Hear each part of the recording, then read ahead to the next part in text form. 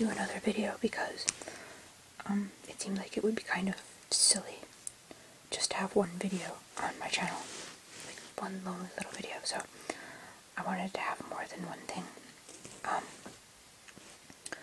For the books that I'm going to be showing, I decided to choose the theme of sort of like fantasy art, and I decided to start with Dinotopia because he's really famous, James Gurney. And I can't imagine anybody who hasn't heard of Dinotopia. I mean, they even made a TV movie out of it, so. But, this book is just really great. All this wonderful dinosaur art.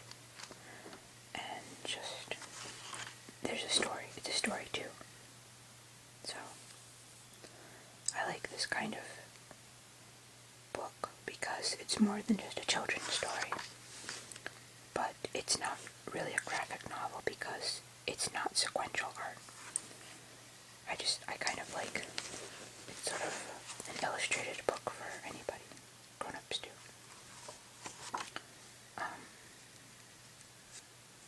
Yeah, it's just about this, it's sort of Jules Vernish. This guy and his son wash up on the shore of this place called Dinotopia, and in this world the dinosaurs haven't died off like the rest of the world. They're still alive here, and the humans and the dinosaurs sort of have this symbiotic relationship. They live together. I mean, this is like Waterfall City, and I want to live here. I think it would probably be really, really noisy to live here, but it'd be so cool that it'd be worth it to listen to the gushing water.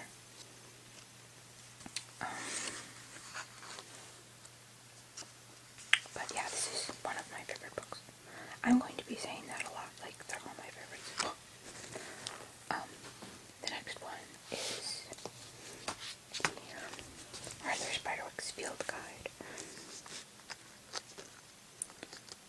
And I guess this is based on the series of books by Holly Black. I haven't actually read them, which I feel bad about because, you know, they made a movie out of them and they seem to be pretty popular. But I've read other things by Holly Black. But this book is just really nice. It literally does look like a field guide. It's got all these great drawings and sketches and notes and things in it. I don't know how to pronounce the artist's name. I think it's Italian. Tony Chilisi. I have no idea.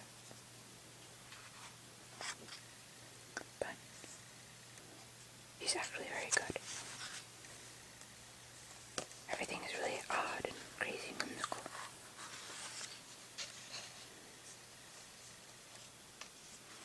He has, like, the mad rendering skills of Alan Lee, and sort of a really, like, the whimsy and humor of Brian Proud. But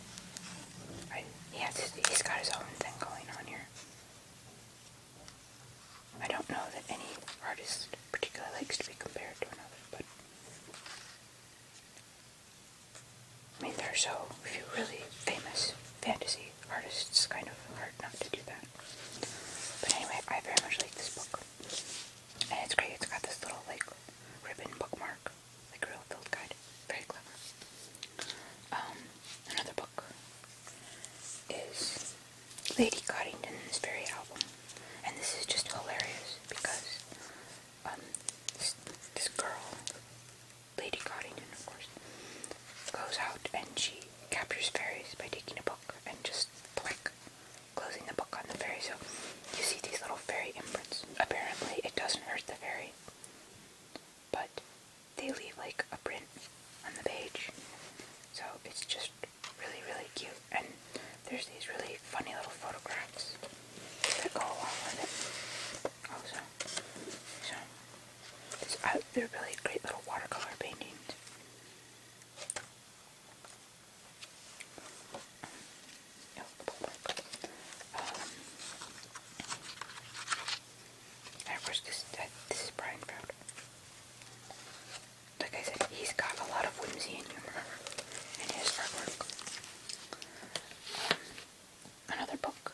not necessarily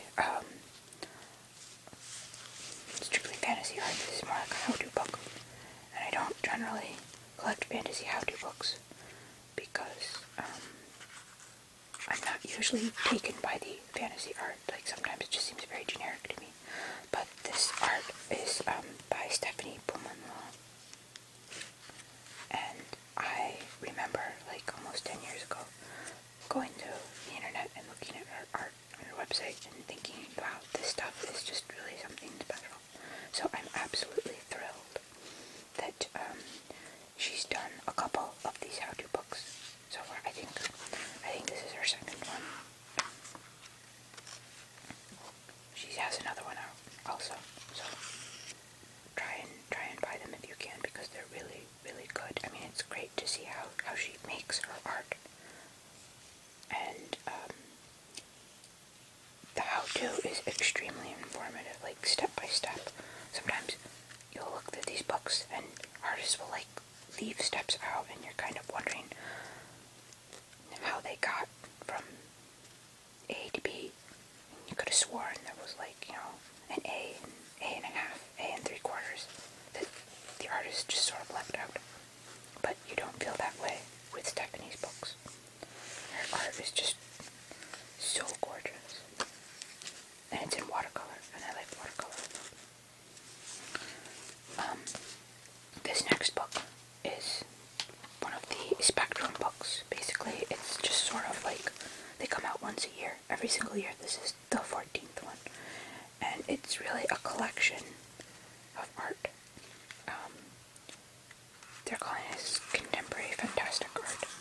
But really what it is just fantasy and science fiction and like stuff from graphic novels or comics and that kind of thing. It's just really wild. I apologize for this like glare thing here. But, I haven't been looking at the screen in my video camera, so I apologize if that's been there and annoying you. But yeah, they have it, the artwork divided into categories, like art that was published for books, or art that was published for comics. I'm not sure what the other categories are. Oh, institutional. And what are the other categories? Unpublished. So if you're an artist and you created something and it wasn't published, you could still get in the book. Which is nice, because some of this artwork, some published, was really good and they deserve recognition for it. But yeah, there's so much in this book. It's like over 200 pages. So I'd like to get more of these, but I'm a grad student right now, so all of my expendable income is going towards education. But it's kind of nice doing these videos because it's sort of like, when I tell somebody else about my books, it's sort of like seeing it through fresh eyes and falling in love with your books all over again. The next book is The Voyage of the Basset. This is actually very similar to Dinotopia in that it's a story that's illustrated. And this is not a small book either. This is over 150 pages. But it's about the voyage of the Basset, which is the ship. And this professor and his daughters travel around with some little people, some little men, and they see all these fantastical, mythical creatures, like, you know, harpies, Oberon and Tatiana and fairies. It's just really neat. James E. Christensen is another famous fantasy artist. I think people know about James Gurney a little bit more because of Dinotopia, but James Christensen is also quite well known. he actually has another book. I looked for it because I wanted to show it in the video, but I couldn't find it. It's another book that's just all of his art, and he talks about his art. Whereas this one is more of an illustrated story. But both books are really quite good because he really is a brilliant artist. I'm hoping to have links underneath the video, so if you're interested in learning more about books or getting them or something like that, I'll try and see if I can find any Amazon links. Because books are great things to have, and they also make excellent gifts. And I have other art books too, so if the artists in your family or circle of friends like art, but maybe aren't interested in fantasy books, I have all kinds of art books, so I plan on showing some more. This one here is, it's two books in one. It's Good Fairies, and you flip it over, the other side is Bad Fairies. And this, of course, is Brian Froud. He's published quite a bit. So, again, even his Bad Fairies have a lot of humor in them. More like naughty as opposed to really evil.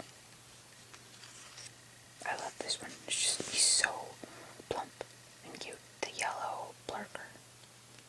It's really, really neat. But, yeah. Brian Froud is awesome. He also worked with Jim Henson in The Dark Crystal, so that makes him even more awesome. This book was actually a gift present from someone to me. And it's just like a collection of different artists, fantasy and science fiction artists, and they show how they work. So that's pretty cool. They talk about their art and how they make it. Like this particular artist is Steve Stone. I've actually never heard of him beyond this book, but the digital realm, digital art. But I really love these sort of like space paintings. I actually have a book of outer space paintings